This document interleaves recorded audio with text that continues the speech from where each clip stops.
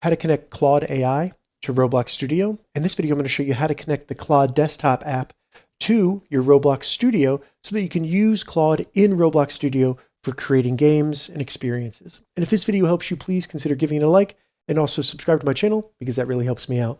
And in order to do this, you're going to need the Claude desktop app installed. So check the description. I have a separate tutorial going over that. So once you have Claude installed on your computer, to get started, open up Roblox Studio on your computer and either create a new experience or open up one that you've already started working on.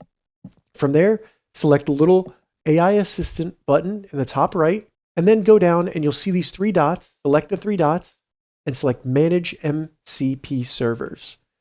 From there, enable Studio as an MCP server, and then under Setup Instructions, open that up and select the copy button to the right of JSON configuration.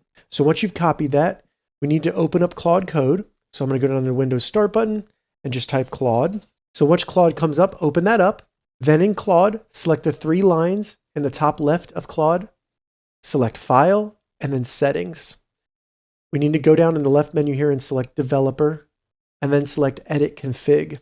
Now you'll see it has a file already selected. Right-click that file that says Claude Desktop Config and select Edit Notepad.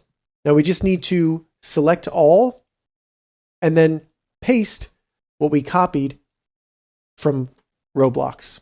So once you've edited it, go ahead and save that file. Then you can close it.